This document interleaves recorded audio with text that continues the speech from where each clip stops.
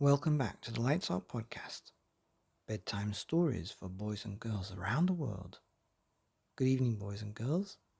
Are you ready for bed? Are you all snuggled up and ready for another Lights Out bedtime story?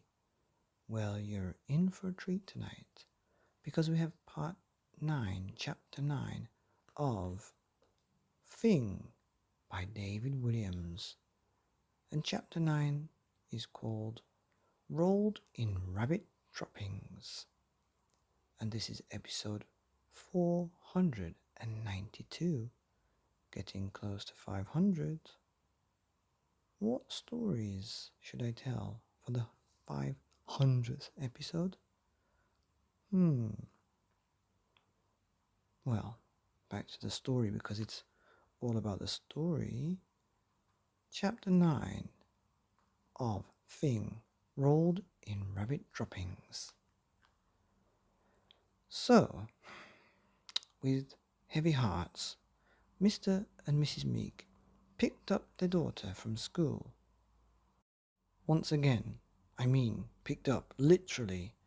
They picked Myrtle up and carried her all the way home before depositing her as gently as they possibly could on the sofa. Thump! Mr. and Mrs. Meek were trying to hide the worry that they were feeling at breaking the bad news to their daughter, but it was dubbed all over their faces. "Perhaps you might like to play a game, Myrtle, my love," suggested Father. "Or do a jigsaw, or watch television." Distraction, distraction, distraction. "Cartoons?"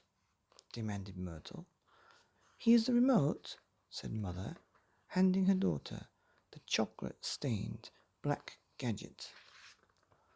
Myrtle scolded back at her. "You press the button for me, you lazy old moo." Mrs. Meek did what she was told, and the cartoon flickered on the television screen. Myrtle liked the violent ones the best, where the animals ran into walls, fell off cliffs, or simply exploded. Her favourite cartoon series were Pigs in Peril, Thumperoo, The Thumping Kangaroo, Ants in Your Pants, Amoebazilla, Tale of the Giant Amoeba, Hippopotashoot, Hippopotasnot, oh my gosh, Grunter the Gorilla, Monkey Wee, Monkey Do, Crush the Cockroach. Ew. With their daughter momentarily distracted by the sight of a cartoon rabbit being flattened by a steamroller, Mr. Meek nodded to his wife. This was her cue. She scurried off to the kitchen. They had a secret plan. The pair hoped that if they gave their daughter the biggest slab of chocolate cake in history, this would soften the blow of her not getting a Fing. The cartoon finished, and as the theme music played, Myrtle remembered what she had forgotten. "Where's my Fing?" she shouted. "Cake, cake, cake," yelped Father.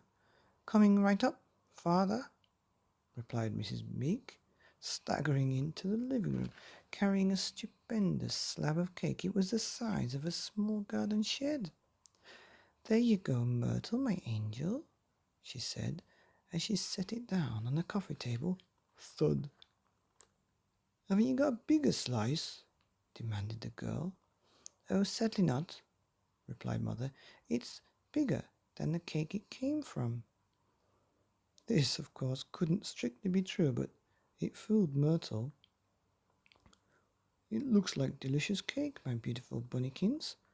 Do tuck in," prompted Father. Not being a regular user of cutlery, Myrtle simply leaned forward and buried her face into the cake. It was how a hog might enjoy its dinner. Gribble, gribble, gribble. Mother and Father sighed with relief. That feeling was sadly not to last. In no time at all, the girl had polished off the giant slab of cake. She lifted her head. her face now covered in chocolate icing. "I want my Fing," she repeated, spraying her parents with chocolate cake crumbs as she spoke. Mr. and Mrs. Meek were covered from head to toe. It looked as if they had been rolled in rabbit droppings. "Oh, yes, of course. The famous Fing," began father, before losing his nerve. "I will let your mother take over from here." Mrs. Meek shot a look at Mr. Meek, most displeased. He was even meeker than she was. "Well, my sweet princess," she began, "your father and I found this book deep in the vaults of the library." "Listen," growled the girl. "I want my Fing, and I want it now." Things were going from bad to worse. The cake hadn't helped at all. If anything, it had given Myrtle a sugar rush that made her even more foul-tempered than usual. "Well, you see, the lady spluttered, "Father, you can take over from here." Well, well, he began, a look of terror now in his eyes. "Spit it out," bawled the girl. "My cherub, we searched and searched every book in the library to find out what a Fing is." "A Fing is a Fing, duh," mocked Myrtle. Quite. We found only one reference to it in the whole of the library. In this dusty old book that we discovered down in the secret underground vaults here." Father nodded to Mother, who lumbered over with an ancient tome. "It's called the Monsterpedia," said Mrs. Meek. "Have a look. It's fascinating reading." Mother went to pass the book to her daughter, but the book actually pushed back. "I hate books. They make my brain hurt," Myrtle explained, batting the Monsterpedia away with her hand. Thump! The book slapped her back. Whack! "Ouch!" screamed the girl. "Get that thing away from me." Mother took hold of the book. "Oh, let me help you, Sugar Plum Fairy." Mother flicked through the dusty old book and opened it right at the page. "This, my rainbow child, is a Fing. Have a read." "You read it," ordered Myrtle. Mrs. Meek proceeded to read aloud from the book, placing particular emphasis on the part, "Warning, never ever keep a Fing in your house. They are the world's worst pets." So, my dear of love," prompted Mother, "what do you think? Surely, you don't want a Fing now." The pair looked longingly at their daughter, their hands glued together in prayer. The end of Chapter 9. That was a long one, of Fing by David Williams, and that chapter was called Rolling Rabbit Droppings, which was the chocolate crumbs sprayed from Myrtle all over Mr. and Mrs. Meek. What do you think she's going to say about the Fing?